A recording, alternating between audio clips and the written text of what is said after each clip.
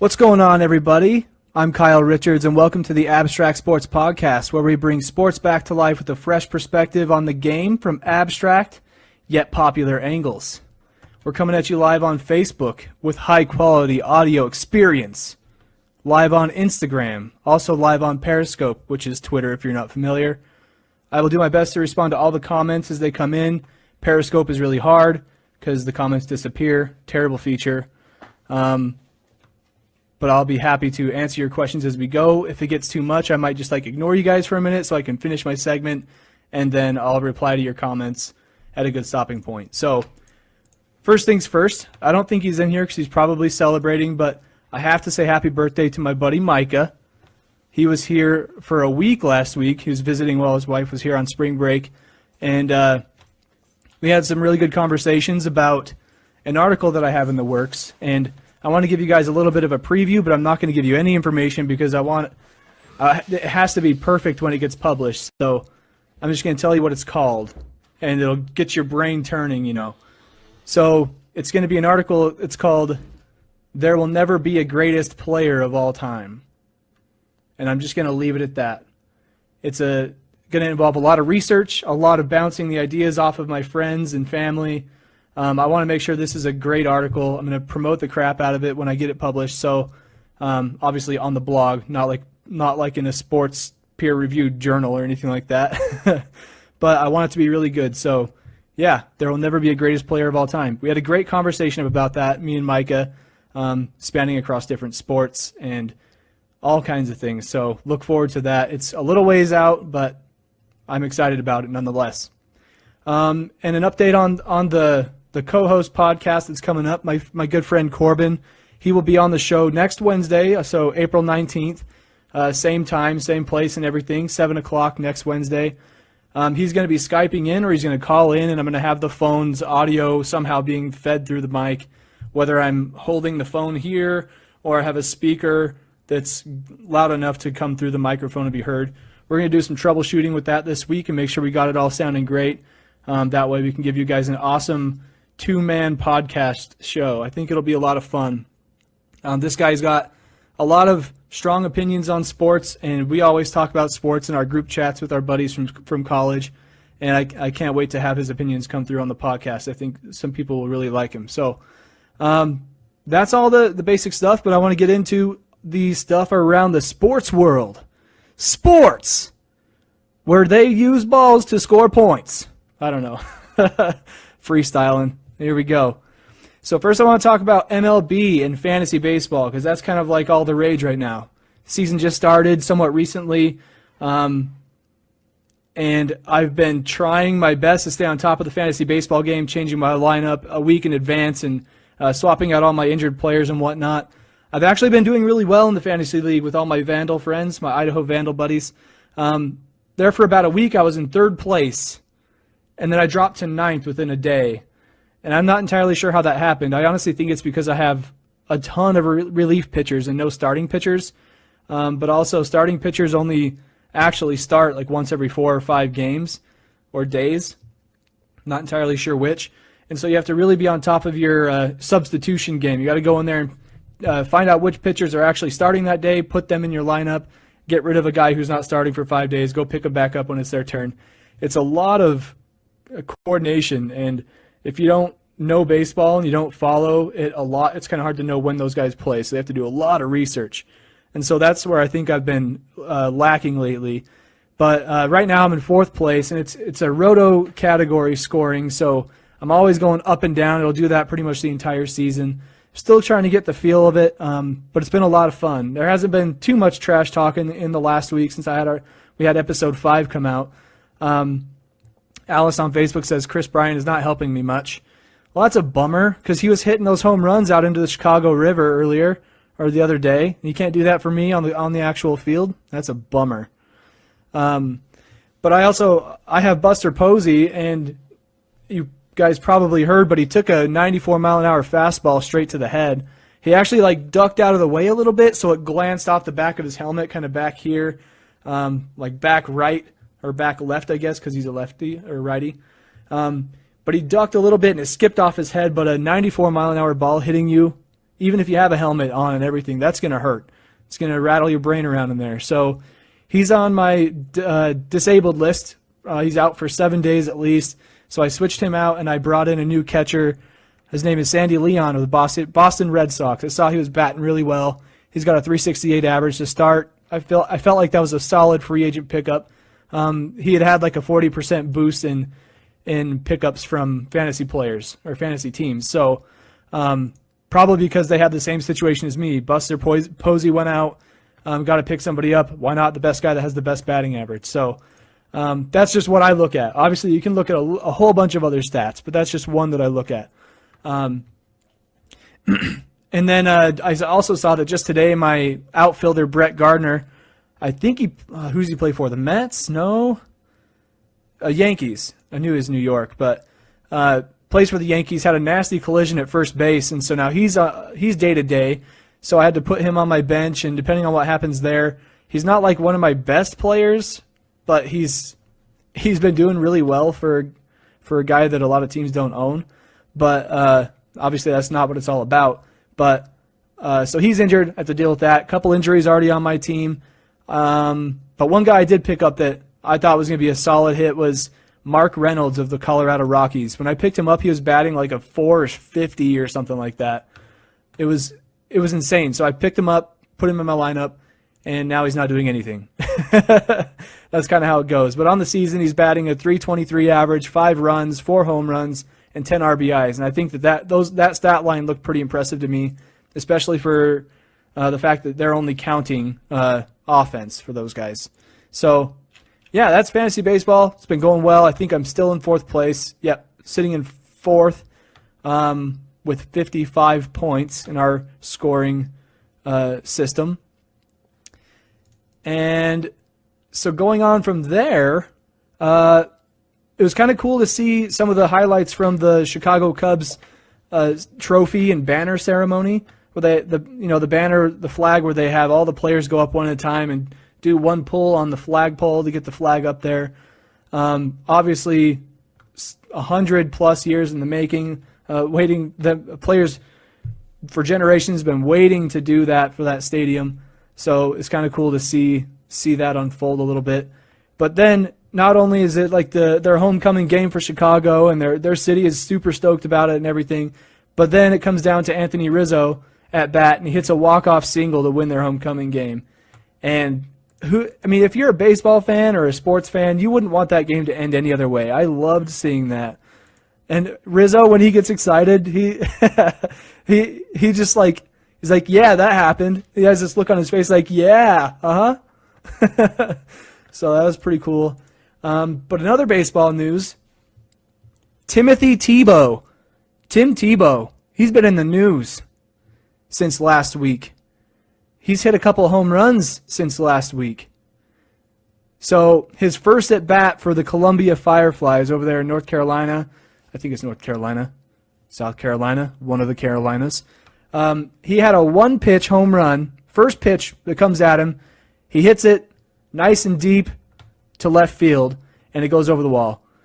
And everybody who's been like saying that Tim Tebow's not the real deal, it's like, okay, he hit a home run. Maybe there was some luck involved, but I think it's pretty hard to hit a ball that's coming at you at least 80 miles an hour to 90 miles an hour at that level of baseball play.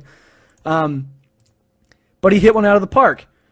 Fun fact, though, the pitcher that threw against him, I don't know if I told you guys this last week, but the pitcher that threw against him, he was the 666th pick in the MLB draft. He went to the Giants, and that was like back in 2015. I feel like I told you guys this last week, but I'm telling you again because it's a crazy stat. But, Tim Tebow's a very religious guy, and he's a good guy. No, nothing against him at all. And then the guy that he hits a home run off of is the 666th pick. Like, are you kidding me? What are the odds? I did a fact check. I went and looked it up. I looked the guy's name up. Sure enough, he was the 666th pick, like 22nd, 23rd round, something like that in the MLB draft. And, of course, Tim Tebow's going to hit a home run on that guy. He had everything going against him. So that was really cool to see. But But it's kind of funny when Tim Tebow hit that home run, it went over the field, but the outfielder like tried to prank him, and so he like acted like he got the ball and threw it, like pretended to throw the ball into the cutoff guy, and when it came in, there was no ball. So Tim Tebow had stopped at second, thinking like, oh crap, I guess it didn't go out. Like, you know, he's probably just adrenaline's pumping, not really paying attention to anything, but trying to hit the ball and run the bases and not miss the bases, because I know how that can be.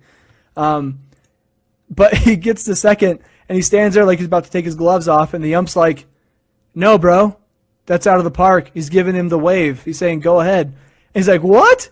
And just starts trotting around the bases. It was pretty funny to see, but all the haters for Tim Tebow saying that he's not the real deal, that's one thing. But not only that, he comes into his second game ever in the minor leagues for this New York Mets organization in the Carolinas. He hits another home run. Okay. One home run, it's kind of like you fool me once, whatever. Fool me twice, then it's like, okay, there's something serious going on here, especially with home runs in baseball. Brad on Facebook says, woo, that's freaky deaky. And then he says, God had something to do with it, I bet. I think that's kind of what the moral of that story is. It's kind of interesting to think about. But, okay, Tim Tebow has 2 home runs, and he's played a few games already. You know, obviously he's not keeping up the home run streak, but he's 1 home run away from tying Michael Jordan's number that he had back in '94 when he played for the White Sox organization. And that's I guess that's saying something, but there's a lot of football players that played baseball in high school and college, especially quarterbacks, because they throw balls. That's what they do for a living. But he's got 2 home runs in the minor leagues. In Las Vegas, the local news stations and the team over there, they're saying that he's major league material. This guy is a leader in the clubhouse. He's somebody that all the younger guys look up to. You know, coming into, if he went into the major leagues, went up to the big game, obviously he'd be more of the right age of all the players around there. But all the players in his dugout right now are way younger than him. They look up to him. He's a guy that's like fighting against all odds to do what he loves to do, whether it's football, baseball, helping people, whatever. He's striving to be his best at what he does, and I don't see how you can hate a guy for that.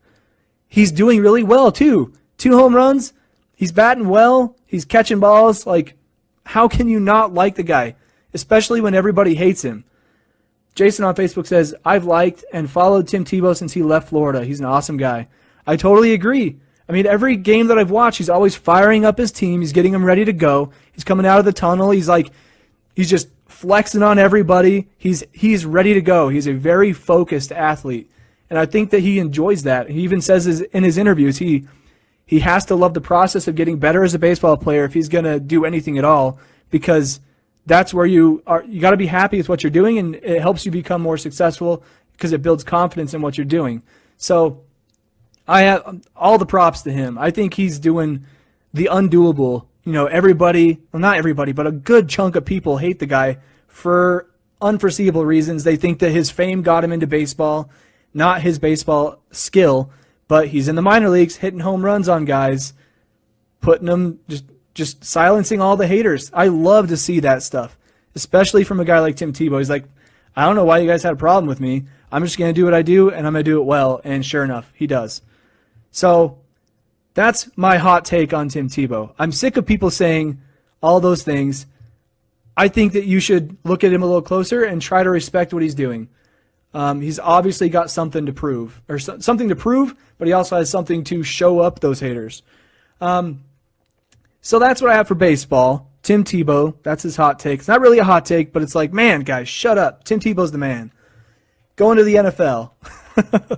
It's kind of funny, though, because he's football, or was football, and now we're going into the football category. And now we're going to talk about a guy who played football recently, but then he was playing basketball? And people who haven't been following this are probably like, I don't know who it is. Please tell me, Kyle. I will tell you. Alice on Facebook says, you preach it, Kyle. Oh, I did. I'm still preaching. It's not even over yet. I have more of those. This is like an angsty podcast I'm coming at you guys with right now. So the Dallas Mavericks, they signed Tony Romo to a one-day contract as a a way of showing appreciation for what he's done for Dallas sports and for the city in general. He brought a lot of success to that Cowboys football team. And so the Mavericks were like, you know what? We're going to bring you in for some appreciation because you're such a cool guy. And from what I've seen and read and heard, he was like kind of blown away by it. He's like, I feel like I shouldn't be in this position where I'm on a basketball team and it's just weird. But he was very appreciative of all the support people are giving him, especially them signing him to a contract so that he can kind of have a going out time. You have people like Peyton Manning who win the Super Bowl, go out on top with 200 wins. But then you have Tony Romo who gets injured. His job gets taken from him. And, rightfully so, Dak Prescott took that team to the playoffs with ease. Well, not with ease, but, unexpectedly. And so it made sense that the Cowboys had to move on. And so he didn't really have a goodbye to the city of Dallas. Nothing like the Kobe Bryant final game in L.A. where he got to put up 60 points and be done. He got a triple-double too, says Brad. That's funny. Triple-double of bench minutes. I don't know how to... I can't come up with a joke on the spot for that one. I'm sorry. But there are NBA players or former NBA players who say that Tony Romo could have easily played in the NBA. And if you saw any of the highlights of him warming up with the team and practicing with the team, he was hitting jumpers over guys. But, he's an athlete. He was trained to throw a football into very tight little spaces so receivers can catch the ball. He's known for putting the ball where it's supposed to go. So it makes sense that he could shoot a basketball into a hoop. Brad says 13 air balls, 10 turnovers, and 14 injury timeouts. Jason on Facebook says cheeseburger maybe. Yeah, a triple-double cheeseburger. There you go. A triple-decker. Cheese in between each patty. 3 patties, 2 slices of cheese. What up? There's your triple-double. Thank you, Jason. Coming through in the clutch. Oh, man, that's beautiful. But people like Caron Butler are saying that Romo could have played pro basketball. In the warm-ups and in practice with the team, he was hitting shots, but obviously they're only going to show the ones that he's making, not the ones he's missing. But he's an athlete. He can do those things. But it's just awkward seeing Tony Romo on the basketball court, Like, it looks like he feels like he shouldn't be there because those are the types of situations where, a lot of teams will sign, like, a kid who has cancer or something like that to a one-day contract, and it's just like, give that kid some hope, He gets to meet a lot of his heroes. He gets to play some basketball with them. I think those are the coolest stories ever. And then you have Tony Romo that comes in, and it's just a different feeling because usually that's like there's like some sort of a cause that you're trying to support. But in this case, it's like you're saying goodbye to Romo finally. You're putting Tony Romo, oh my goodness, putting Romo up on a stage so that he can be like, thank you for everything, goodbye. And then it's like official at that point. It's just kind of interesting. But anyway, since we were just talking about Tony Romo, who used to play football, now he's in baseball, then we talked about Romo going into basketball for different reasons, obviously. There's a question I saw that Stephen A. Smith and I don't know if it was Max Kellerman or somebody else, but they were discussing whether or not Tim Tebow and Tony Romo are publicity stunts. And before I get into that, Brad on Facebook says, not to change the subject, but the Jazz beat Golden State. They did. I'm going to get there, actually. I think I have that listed. I'll actually stick it in here. Jazz beat Golden State. And now they are beating the Spurs. Yeah, that's good. I was going to pull up a tab. But for now, though, are Tim Tebow and Tony Romo publicity stunts? You're good. You're good, Brad. Don't worry about it. You're just trying to help. I get it. It's fine. So I would say that Romo is probably more of a publicity stunt than Tebow. I mean, let's look at the facts. Tim Tebow's actually playing in games in baseball. And he's doing well, hitting home runs, as I've already mentioned. And then you have Romo who comes in just to say goodbye to the city of Dallas. And he sat on the bench, and he awkwardly warmed up with the players. He missed high fives. I saw it, Tony. I saw you miss those high fives. Made it really awkward for me to watch. But I definitely think Romo's a publicity stunt but it's not like in a negative way. They're trying to give Dallas, the city of Dallas, something for them to rally around. You know, they just lost one of their favorite players in recent years from the Dallas Cowboys, Tony Romo. They have a new era coming in with Ezekiel Elliott and Dak Prescott and whoever else they're going to be picking up. And so they want to say goodbye to the guy that's done so much for them in the past 10 years or however long he played. So I don't think it's a bad publicity stunt. No publicity is bad publicity. And in that case, that holds true. I think that's good for the city of Dallas. It gives them something to rally around. Be like, man, I got to see Tony Romo get buckets in the warm-ups before this game. And I got to see Mark Cuban pretend like he was going to put him in the game. And could you imagine getting to see Tony Romo get minutes in the NBA? That would be so weird. He'd probably get the ball stolen from him like right away. The other team just wouldn't have it. I do want to see that. I wish they could have put him in, but Adam Silver's like, sorry, Mark, you can't do that. It's against policy. But, you know, he was on contract, so it's like, why not? Might as well try. It would be cool. Too bad they couldn't pull it off. But then you have Tim Tebow, he's not a publicity stunt. He's actually trying to strive in the game of baseball. He's doing well. So no, that one's pretty clear. He's not a publicity stunt. Sure, he's selling out their pro shop or their shop at that stadium all the time because people want to get a hold of a Tim Tebow Fireflies jersey. I'll be honest, that would be pretty cool to have. It's an interesting moment in sports history for a football player to transition over to baseball. I'm sure we've seen it, like, you know, Bo Jackson did that, but Tim Tebow, it's just different, you know. But what's crazy, this is sort of a side fact. One of my coworkers today, he told me that one of his family members has tickets to all those games. He's from the Carolinas, and that stadium is like 15 minutes from their house, and so they have tickets to go to those games. Alice says Deion Sanders. Oh yeah, I forgot about Deion. So there's been a few.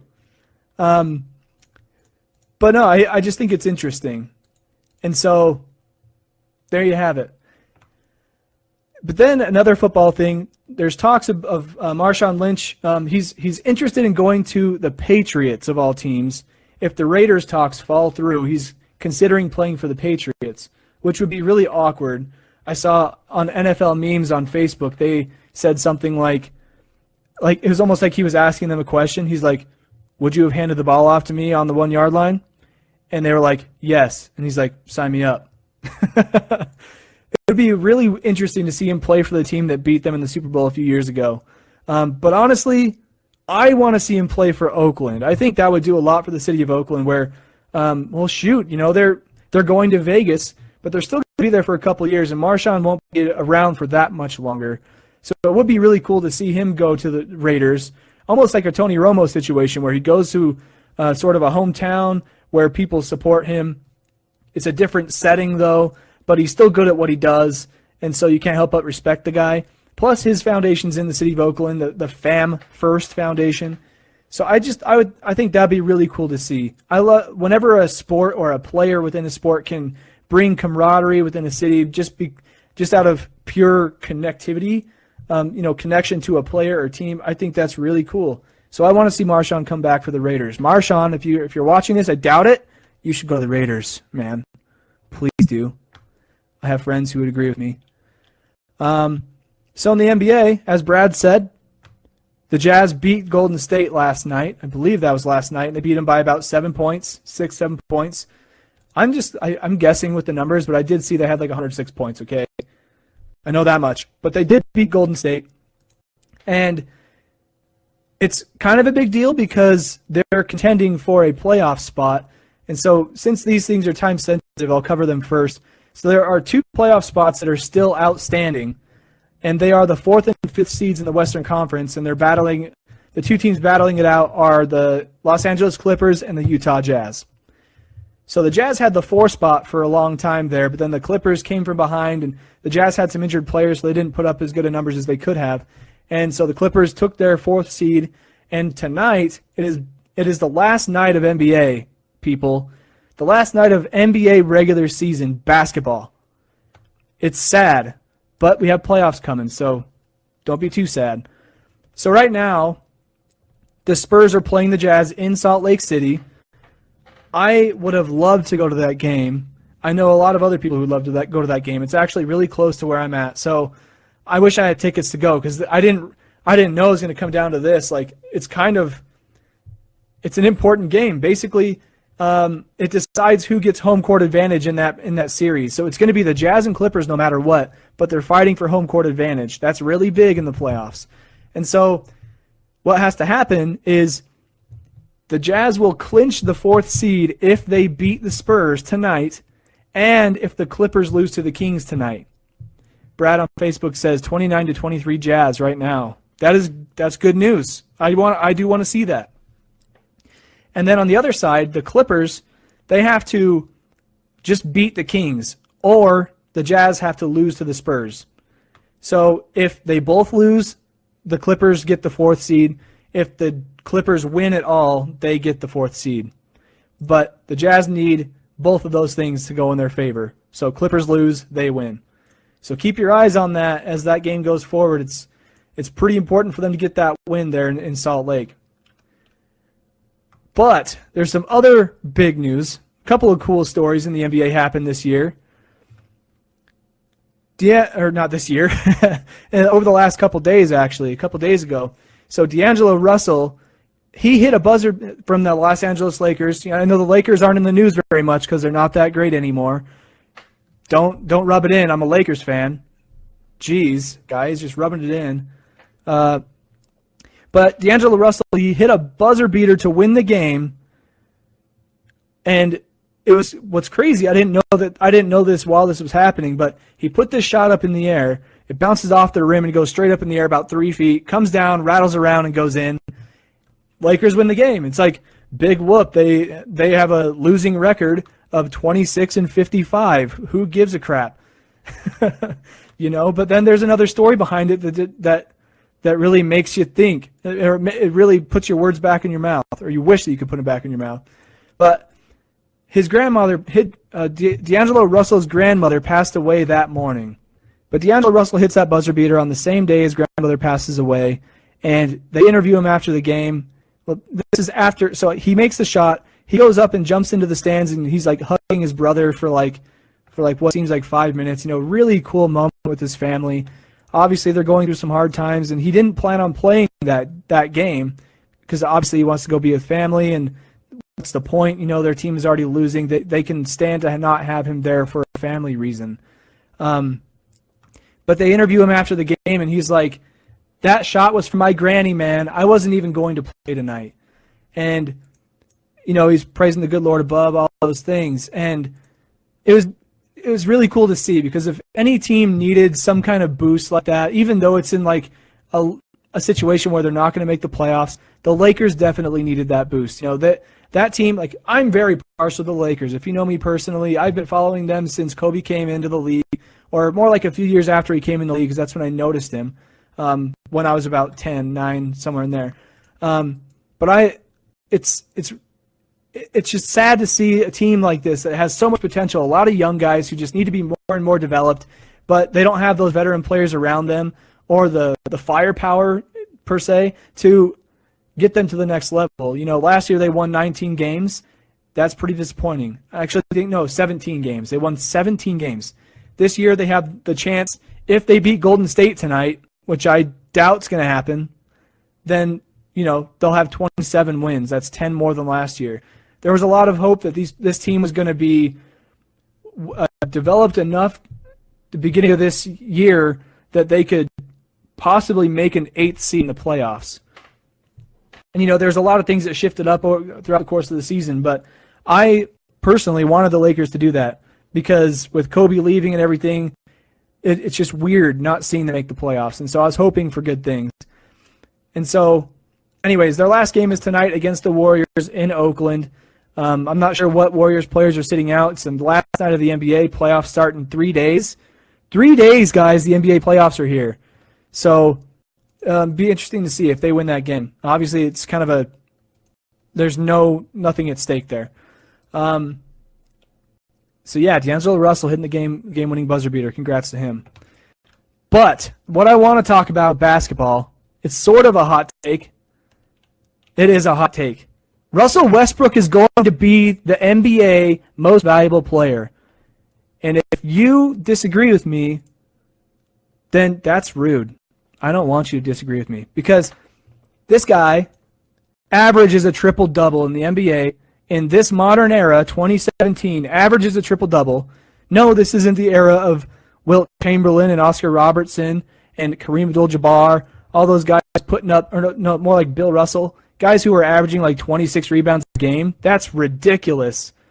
But come on, averaging a triple-double hasn't been done since Oscar Robertson did that back in 61, 62.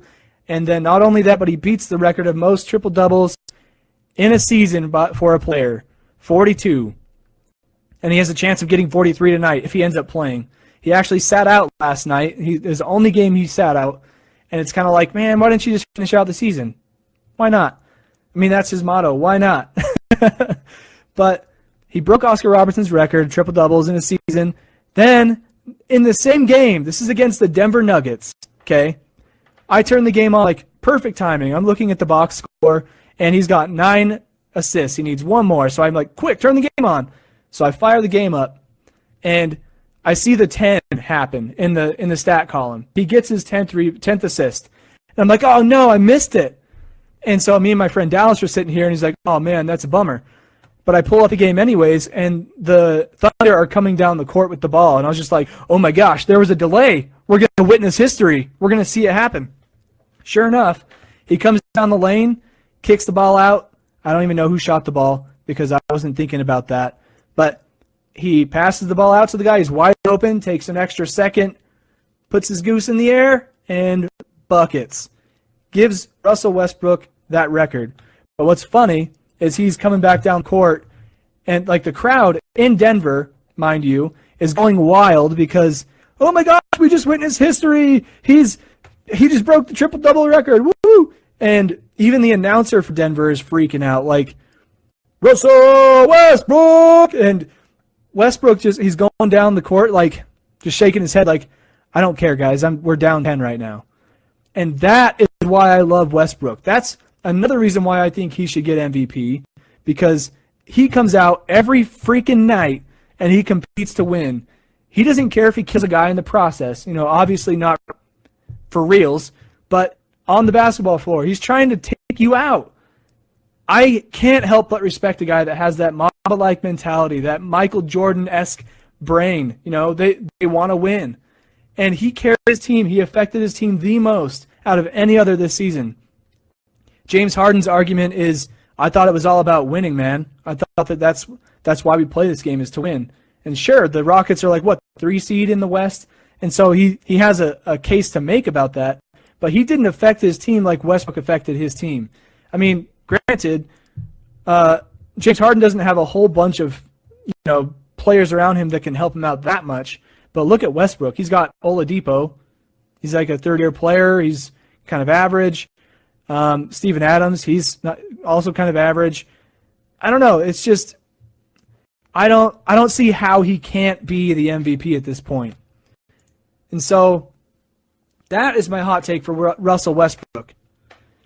But anyways, in that same game where he breaks that record, of course, they're down 2, and the Thunder have the ball. And I'm like, oh my gosh, please give me something awesome to watch. They pass the ball in. There's 2.9 seconds. Pass the ball into, I think, Kyle Singleton, I think. And he has the ball for like a split second. He passes it back to Westbrook after he fakes going one way and comes back. He's like, 6, 8, 10 feet beyond the three-point line, like kind of looking towards the corner of half court. And he launches this three-pointer with the guy's hands in his face. And while this thing's in the air, I'm just like, oh my gosh, it's going to happen, everybody. And sure enough, it goes in, rattles it in, like drops in. And he has like the most athletic celebration I've ever seen in my life. He like freaks out, runs down the other side of the court. He jumps and does a chest bump off his teammate. And after he bumps off his teammate's chest, he comes back with a fist pump in midair. I was like, everything this guy does is awesome. Am I blowing out everybody's audio? I'm sorry if I am. I'm just really excited right now. Wow, that got me fired up. Woo! But anyways, that game-winning buzzer beater, by the way, it kicked the Denver Nuggets out of contention of the playoffs. They were trying to get that 8th seed, and he's like, nope, I'll have this record, and I'll take your playoff spot. Sorry, it's not really like he took their playoff spot, but he kicked them out. That's pretty savage. And Reyes on Facebook, if Russ doesn't get MVP, it's highway robbery. I agree with you 100%, my dude. This guy has to get MVP. I don't care how far they go into the playoffs. He's already proven that he is the most valuable player. That's exactly the words that MVP stands for. I'm not sure if you know, but he provides a lot of value, in fact, the most value to his team. Give him the award right now. Jeez, I don't want to wait till the finals or whenever that date is when they give it out, because I know it's a long wait. But yeah, that's basketball for you. And that's pretty much everything I've got for sports today. Where are we at? We're like 45 minutes in. All right, we're doing pretty good here, making some good time. I actually did not come up with the question this week. I'm going to have to come up with something on the spot. If somebody has a good question, please suggest it. I will shout you out somehow. For example, Reyes, I know you have a blog. If you can come up with a question of the week, like what I will ask the viewers today, I will totally shout out blog. But last week I left you guys with a question for you to think about and answer, whether you tweeted it to us or you emailed it to us or what have you. And the question was provided by AJ from Dapper Sports. Reyes, you probably know him. He's also in our sports bloggers group on Facebook. But AJ from Dapper Sports came up with a question last week, and it was, if you could go back in time to watch one game in person, which game would you pick? Okay, there's a lot of games I can think of in my head, and I have a big list. But I also had a bunch of people who sent in their answers and want to share those as well. A lot of these guys are regular guys and gals, are regular viewers of the podcast, and I appreciate their viewership. Really close to me. Brad on Facebook says, who wins the NBA title? See, that's a question that I think Corbin and I are going to address when he comes for the Wednesday podcast. We're going to be doing, it's going to be a little bit late, but we're going to be covering a lot of NBA playoffs and maybe giving some predictions in that show, so a week from today. So we'll probably get to that one on Wednesday. Actually, that's a good point. Maybe I should ask that right now so that going forward, or when we get to next week when Corbin is here, we can answer those questions. So, good, Brad. We will use your suggestion. But I don't want it to be as easy as that. So we'll come up with something here in a sec. Anyways, so if you could go back in time to watch one game in person, which game would you pick? Jason on Facebook, I believe he's in here. Jason, you said, I would have to say Jackie Robinson's first game in the major leagues. It was a huge time in our history as a whole. Valid point. Very valid point. Jackie Robinson, first African-American player to play in MLB. So obviously that's a huge moment for civil rights. I feel like sports are always on the forefront of those type of movements. American baseball second baseman became the first African-American to play in Major League Baseball. Thank you, Wikipedia. I'm pulling it up right now, just spitting out some facts about him. Brad says, any game when the Patriots lose. He's a Dolphins fan, so of course he wants to see the Patriots lose. They're like enemies. Jack Roosevelt Jackie Robinson, first African-American player in the major leagues. He broke the baseball color line. I mean, that would be so pivotal to experience, just to be there and see history change like right before your eyes. Obviously that's one big step in that's not even a word. One big step in a larger movement, So that's really cool to see. Of course, that's a game I would love to go back and see as well, just for the witnessing of, not history like Westbrook breaking the triple-double record. That's cool and all, but breaking the color line in baseball, I think that's huge. So solid answer from Jason on Facebook. Thank you, my man, for sharing.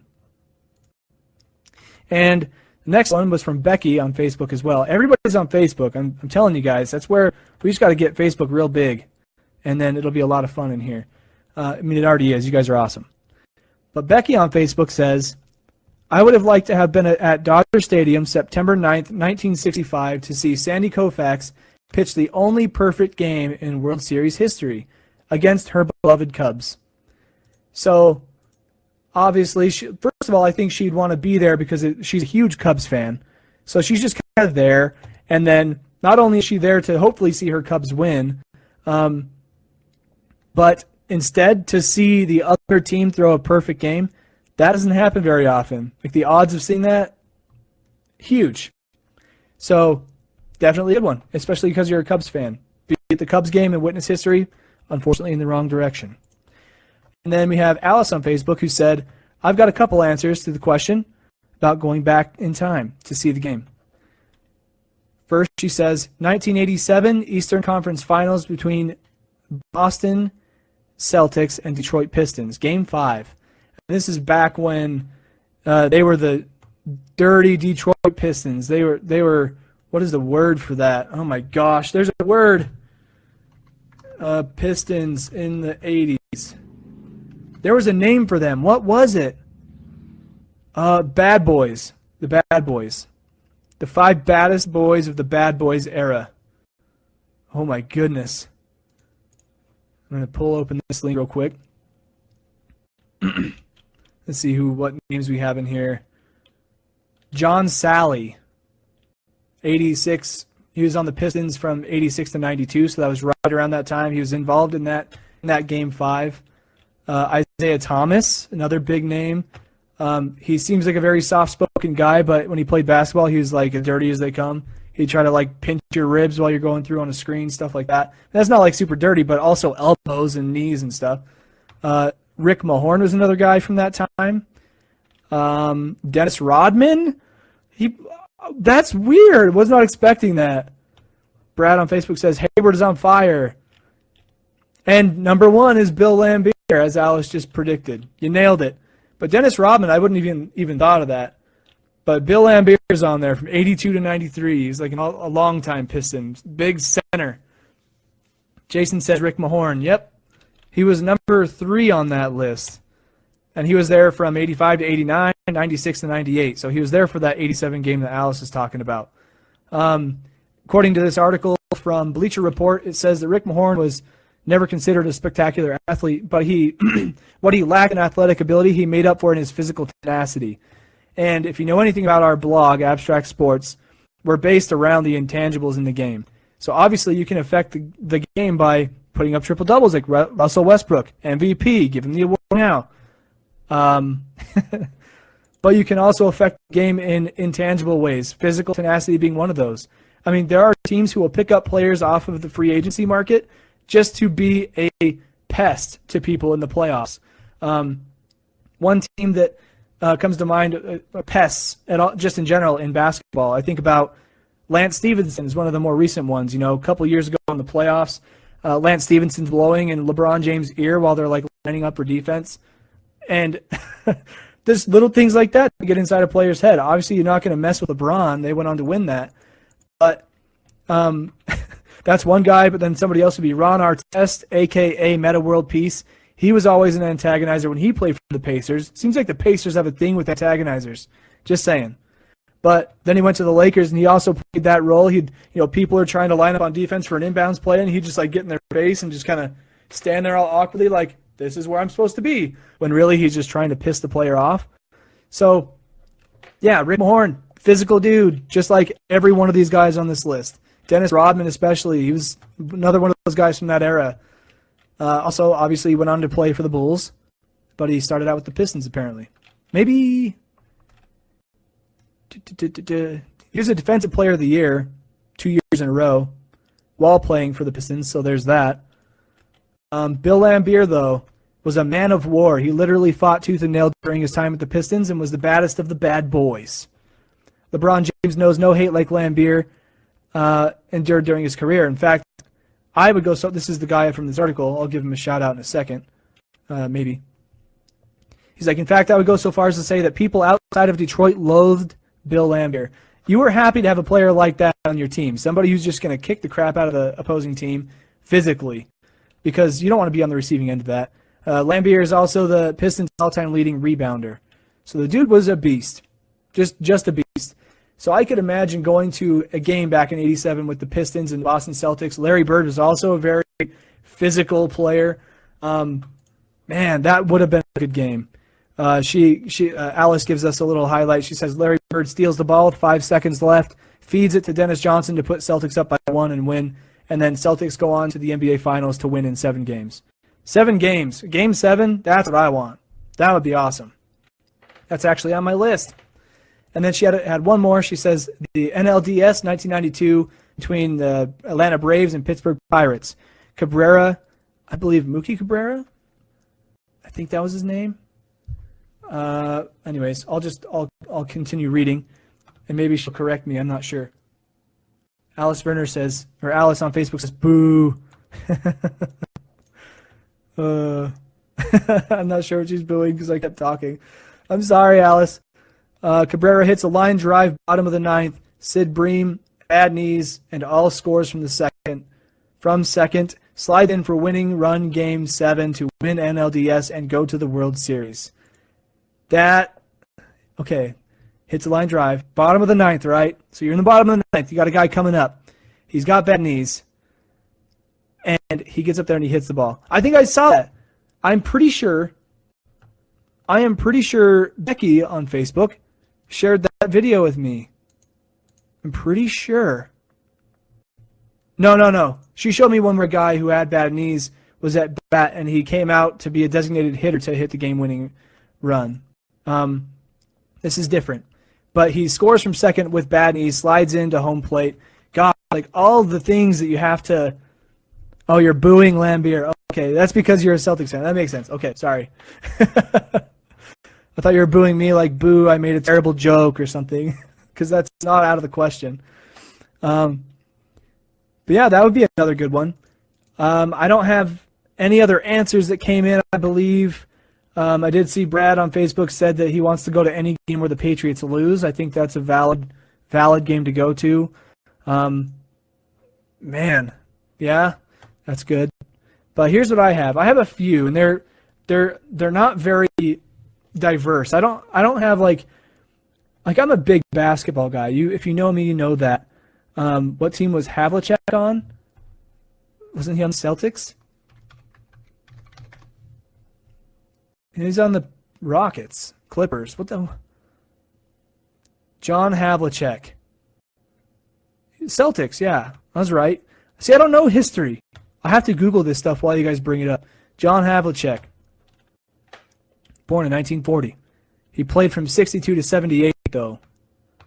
So he was not in that era of the 87 game. But, so here are some games I would have loved to go to. If I can go back in time, here are some that I'd want to go to. Oh, snap. Brad on Facebook says that he got John Havlicek's autograph on a baseball at a local baseball game. That's insane. How have I never known that? Brad is my dad, by the way. John Havlicek sat 1 row away from him. Are you kidding me? I feel like I should know this. That's crazy.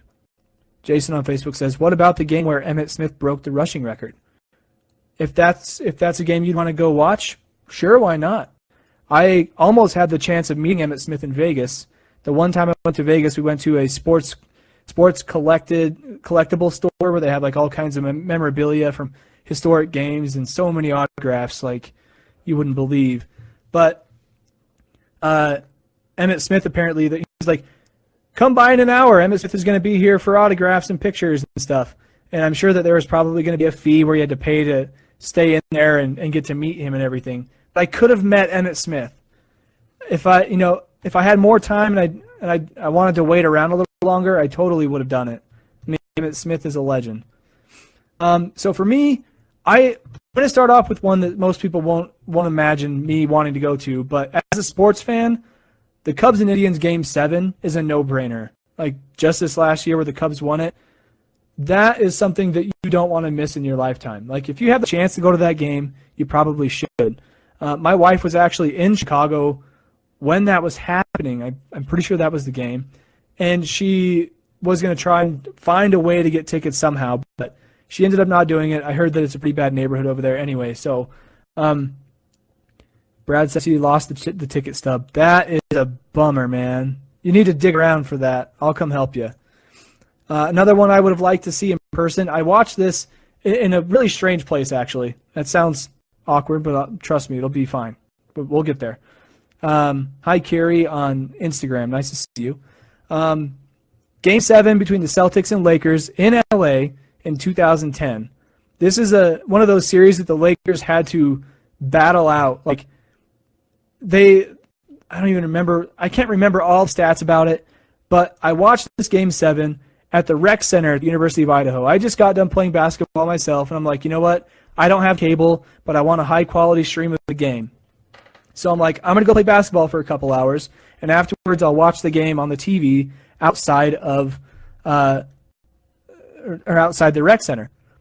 And there was a crowd there. Like, people planned that same thing because it's during the summer, so not a whole bunch of students are on campus. It's just people who stayed up in Moscow, Idaho, and worked. But I watched that entire game at the Rec Center, and it was insane because it came down to the last seconds where the Lakers had the lead, and they had to get a stop in order to win this series and win the championship, and they did it. And Kobe just throws the ball down the court. Like, I remember that one so vividly. Like, I was cheering with a bunch of strangers. I mean, Game 7 between the Lakers and Celtics, probably the biggest rivalry in all of sports historically. Or not all of sports, all of basketball, I'll say. I don't want to hurt anybody's feelings, But I wish I could have been there for that one because it was one of those series that was just nuts. And Game 7s are like the highest atmosphere ever. I would also, I go out, I would say, oh my gosh, I am stuttering so bad. Stop it, Kyle. Wow. Ugh. Anyways, I would have loved to see the Cavaliers and Warriors rematch because of all the hype they had, and LeBron and Curry, could you imagine being there for that game? I don't think anybody sat down during that game. I didn't sit down for that game in my living room. I was standing up, freaking out the entire time because every play matters in a Game 7. And we all know the Warriors blew the 3-1 lead, and they buckled in that game and gave it to the Cavs. First championship for the Cavaliers. And that's another one of those historic moments, kind of like Emmitt Smith breaking the rushing record or Russell Westbrook breaking something that's never going to be broken before, something that's going to be remembered forever, the triple-double record. But instead, the Cavs breaking their notorious drought of championships for the city of Cleveland, but also coming back from a 3-1 deficit, first time ever to do that in a series in the playoffs, or at least in the finals, as far as I know. There's another game I would like to see. Kobe's 81-point game would be kind of interesting because it's second highest scoring game of all time. Obviously, that's going to be fun to watch, but there's no other game that stands out to me than Kobe Bryant's last game in Los Angeles. Last year, a year from today, Kobe came out for his last game, and there was a lot of talk about whether he's going to play the whole game or what. Sure enough, he ended up playing 42 minutes. He was on the court for basically the entire time. And he comes out there, and he's hitting clutch shot after clutch shot. This is the guy who's supposed to be retiring because he's 40 years old. He's played 20 years in the NBA, through several dozen injuries throughout his career, a couple of really serious ones. And in the last game of his career, he somehow finds a way to get the energy to put up 60 points. But not only that, come from behind and beat the Jazz. The Jazz last year, if they had won that game, I'm pretty sure they would have made the playoffs. But the Lakers kicked them out of contention with that game.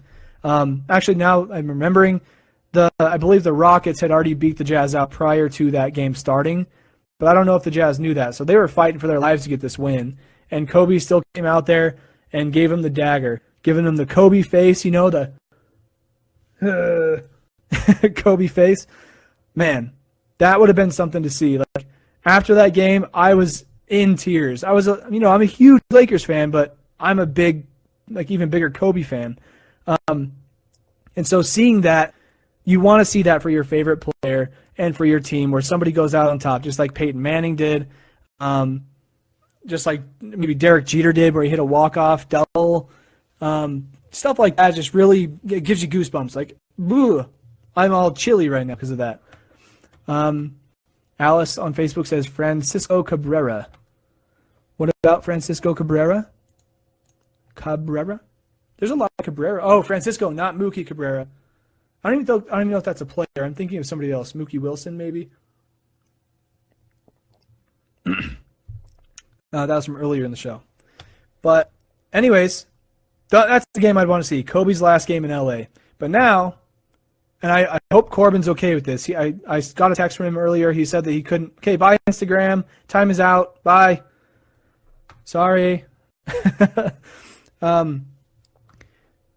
So I hope Corbin's okay with this, because we're going to be doing a big playoff podcast next Wednesday. We're going to just break down all the different series, things like that. So today's question I want to propose to you guys. Let me see if I can pull up this other tab.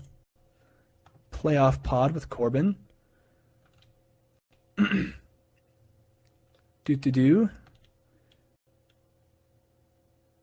Okay, so I think I already have questions set up for the Saturday show that we're going to be doing on the 22nd. So this question will be perfect for this. So thank you, Brad, for the suggestion on the question for this week. That question is, it's a prediction question. With NBA playoffs rolling up, and obviously NHL playoffs are underway right now, but NBA playoffs are closer and dearer to my heart. I say some weird things on the internet. And so NBA playoffs, who do you guys think is going to win the NBA championship this year? Is it going to be a repeat with the Cavaliers, or are their struggles in recent weeks going to get them? The Warriors, are they going to get their second title in 3 years? There's a possibility. They've been looking really hot lately. Steph Curry, he's been on fire. I mean, let's be honest. He went 9 for 13 from 3 the other night. Or will it be a surprise team, the Utah Jazz, coming out of the 4th or 5th seed? It's kind of hard to tell, guys, but something to look forward to. NBA playoffs. The question is, who do you think is going to win the NBA playoffs this year? Win the NBA championship this year. There we go. You can email your answer to us at hello@abstractsports.com. That's HELLO. Rhymes with jello, but with an H instead. At abstractsports.com. And we'll probably use your answer in the podcast if you submit it. If you want to get involved with Abstract Sports, like my friends do, I have like 3 or 4 friends who want to do this podcast with me, so something to look forward to. You can go to abstractsports.com. There's really helpful links in the footer of every page. It can get you started on submitting your first article for Abstract Sports and starting to earn badges with us, where you basically get a post in every category. You get a badge for every category you submit to.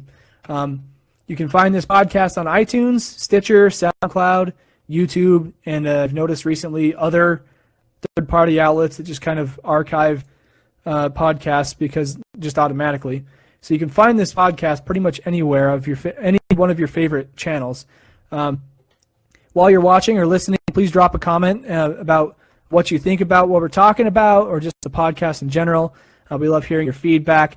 Be sure to follow us on Facebook. Go to facebook.com/abstractsports. That's where we get most of the chat engagement in the comments. We're up to like 40 comments right now. I think that's pretty awesome for only having like 7 viewers at one time in here. So I think you guys should come over to Facebook when we do the podcast every Wednesday, 7 o'clock p.m. Mountain Time, 9 o'clock Eastern Time. Facebook.com/abstractsports. Go there. You can also find us on Twitter at abstractsports with a K, not a C. But today was a great podcast. I want to say thanks to everybody for coming through and chatting with me. This one went really fast this week. I didn't have any butterflies, nothing. So it seems like it's getting a little bit better every time. And I went in hard on Westbrook and hard on Tony Romo and Tim Tebow. You guys need to get on the train now. Vote for Russell Westbrook for MVP. RussForMVP.com. I feel like that's probably a website. I should probably go get that domain right now. Anyways, that's all I have for you today. I want to say thank you so much for tuning in. I'm Kyle Richards, and you just listened to the Abstract Sports Podcast. I'll see you next Wednesday.